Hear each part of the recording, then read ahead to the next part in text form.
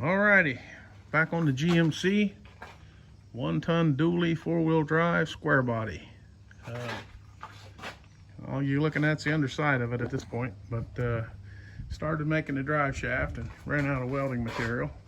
The caps, the U-joint is the same, but these two caps were different from the old rear end, so we got to hunt those down. This is a different differential. They're both 410 gears, but this one is longer right here. As you can see, I had to cut a little section out of the drive shaft. No big deal, we shortened that up. Then I had to put this cross member in.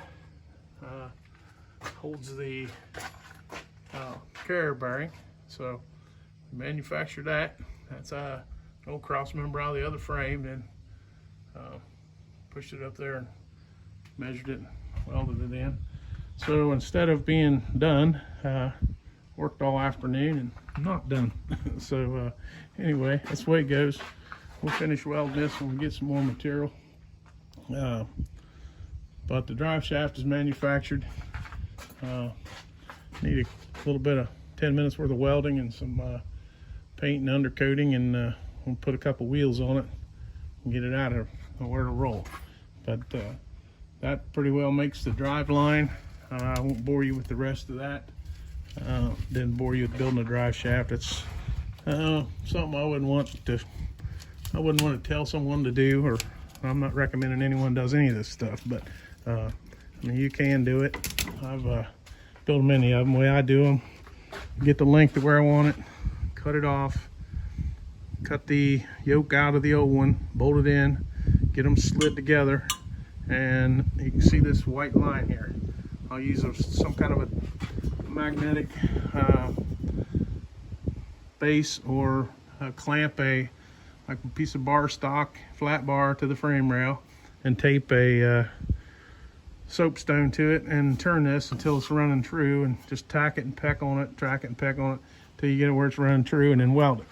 The main thing is to make sure that this U-joint is lined up perfectly with that U-joint.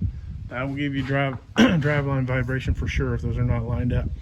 And I usually make a mark, like if I was going to cut this drive shaft right here, I'll take a level or something and lay it here and make 2 marks all the way up it, so I can make sure and realign it the way it came off.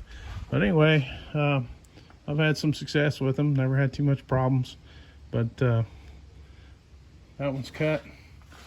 I thought it was going to be the exact same length, but it was not. So anyway, got a little ways done today, not a whole lot. So I think I'm going to quit for the day. And let's see, I think I showed you everything else. Leaf springs are in.